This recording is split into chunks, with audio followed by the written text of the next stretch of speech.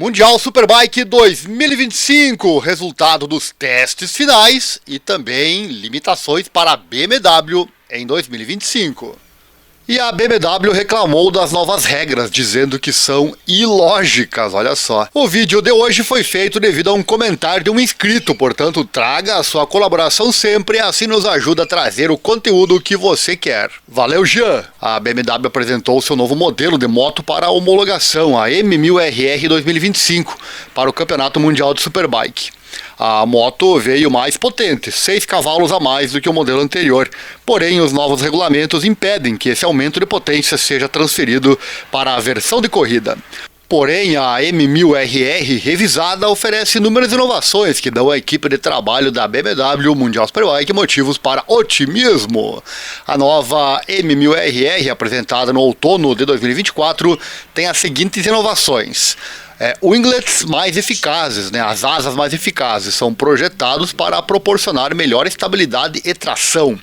Eletrônica aprimorada, um novo sistema otimiza o controle e o desempenho.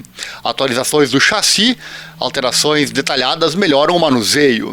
Motor revisado. O novo motor entrega 6 cavalos, 4.41 kW a mais na versão padrão, o que corresponde a cerca de 154 kW ou 209 cavalos.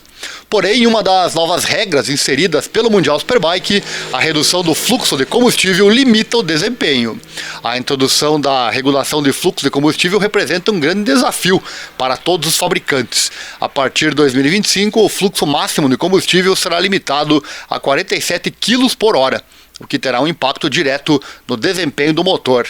Abre aspas, menos combustível significa menos potência, disse o diretor técnico da BMW, o Chris Gonchor, resumindo os efeitos da regra. No entanto, a base do novo motor continua promissora. Ele fala, as mudanças oferecem potencial que não tínhamos em 2024.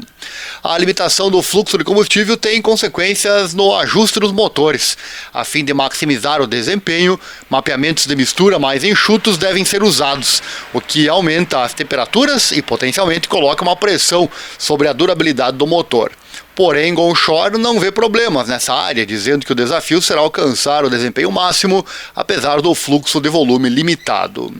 E embora a potência do motor seja regulamentada, a aerodinâmica não é afetada pelas novas regras. Segundo a BMW, as asas revisadas e a nova carenagem da M1000RR deverão garantir melhor aceleração e estabilidade.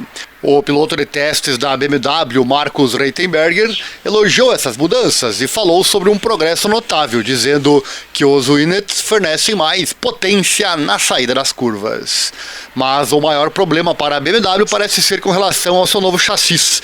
O fabricante alemão, BMW Motorrad, manifesta sua insatisfação com a recente modificação do regulamento técnico do Campeonato do Mundo de Superbike, que o impede de utilizar um chassi desenvolvido graças às concessões obtidas em 2023.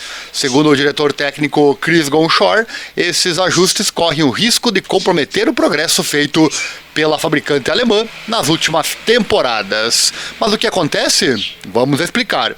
Após resultados decepcionantes, a BMW obteve autorização para utilizar peças de superconcessão desde 2023.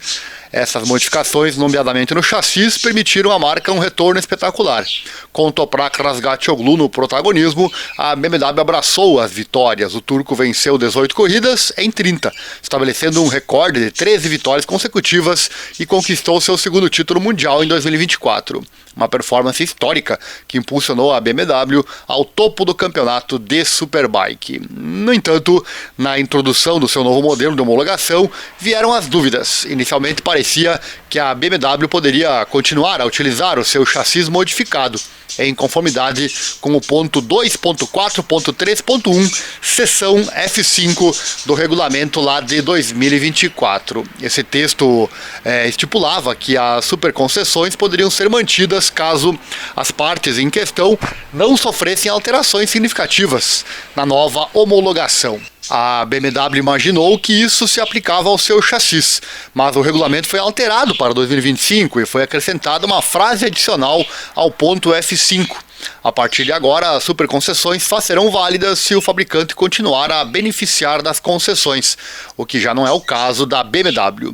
Resultado, o fabricante alemão terá que usar o chassi padrão da nova M1000RR, uma decisão que Chris Gonchor qualifica como ilógica. Ele explica, abre aspas, as concessões são feitas para melhorar um componente que não era competitivo. Demonstramos isso em 2023. Conseguimos então modificar esse componente usando peças de revendedor, o que resultou em uma moto competitiva. Depois, sagramos nos campeões mundiais. Se eu remover o componente competitivo, voltarei a estar como em 2023. O argumento de que você se tornou campeão mundial e, portanto, não precisa mais disso, significa tecnicamente que o problema está resolvido. Mas o problema só pode ser resolvido com esse componente específico, diz ele. Ele falou também que Toprak teve um papel fundamental para a marca, mas o objetivo é que a moto seja competitiva para todos os pilotos. E para a BMW, portanto, essa situação representa um retrocesso. O fabricante terá agora de lidar com um chassi padrão, procurando ao mesmo tempo manter a sua competitividade. Gonchor conclui com um toque de amargura, dizendo que deu agora um passo atrás e precisa compreender isso.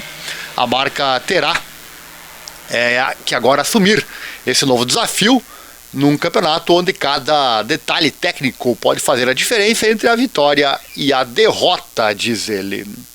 Concluindo, é uma moto promissora, mas regulamentada, né? A nova BMW M1000RR traz melhorias importantes, mas é restringida pelas novas regras do Campeonato Mundial de Superbike. Resta saber se consegue resistir à concorrência.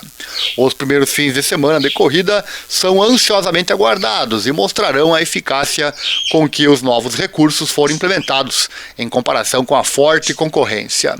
Qual é a sua opinião? Você que está assistindo o vídeo sobre isso, de punir os vencedores?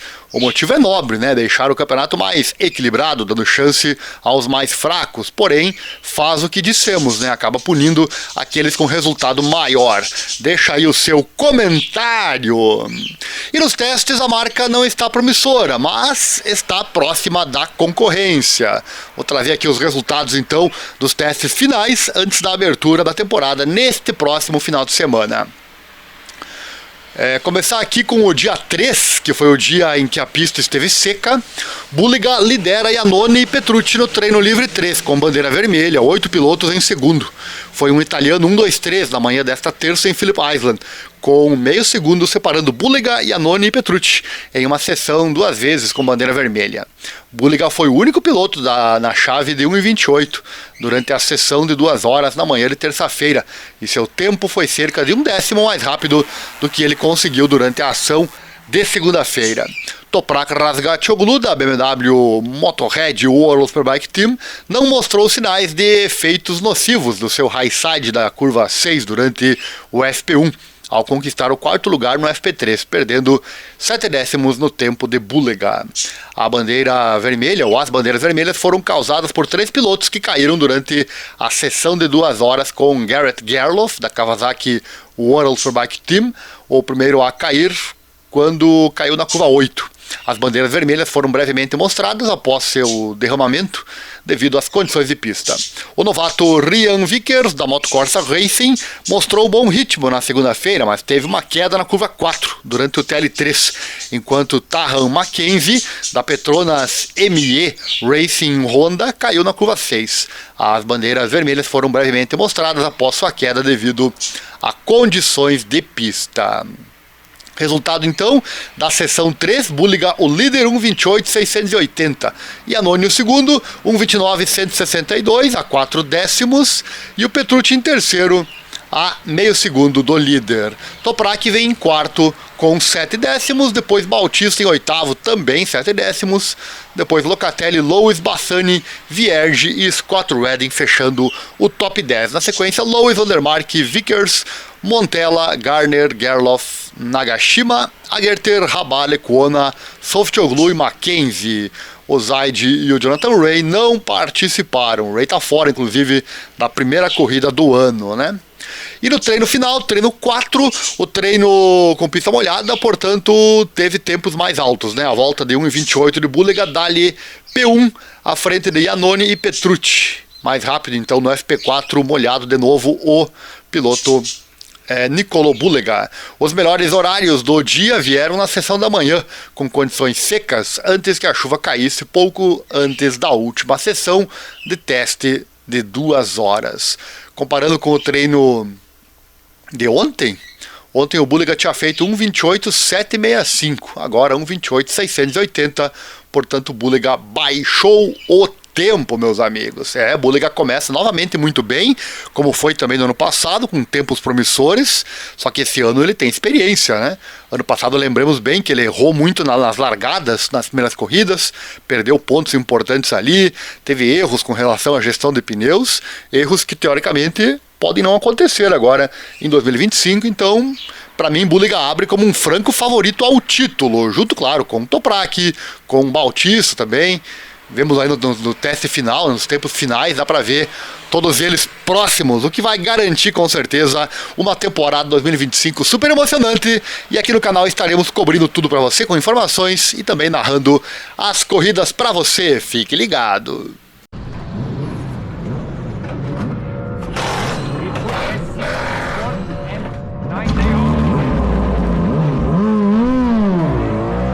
Chegou até aqui no fim do vídeo? Então, além do like e da inscrição aqui no canal, peço que você assista o vídeo, cujo link está aqui na descrição. Fala sobre investimentos, garanto que vai mudar a sua vida financeira para sempre. Invista de forma que seja bom para você e só para você. Também ensinamos você a investir no exterior. Tudo na prática e bem rápido, sem enrolação. Fique imune às crises. Entre em contato conosco agora mesmo, mas assista o vídeo antes. Obrigado e até a próxima.